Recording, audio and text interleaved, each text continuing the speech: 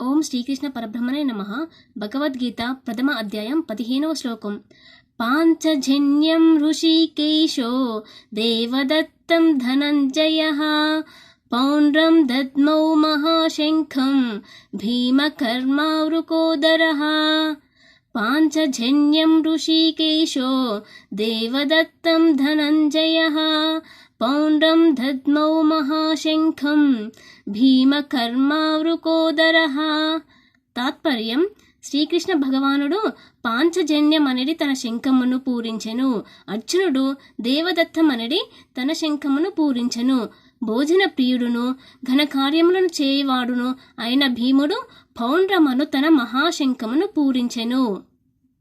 భావం: సర్వేంద్రియములకు స్వామి అగుట చేత శ్రీకృష్ణ భగవానుడు ఈ శ్లోకమునందు ఋషికేశుడని తెలుపబడెను.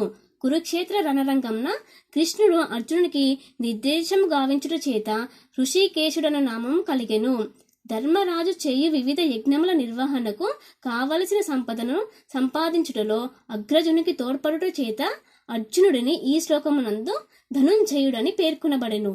భీముడు వృకోదరునిగా తెలుపబడెను. ఎందుకనగా అతను విపరీతంగా తినుటయే కాకుండా దానికి తగినట్లుగా హిడింబాసురుడిని వధించుట వంటి ఘనకార్యములకు చేసెను.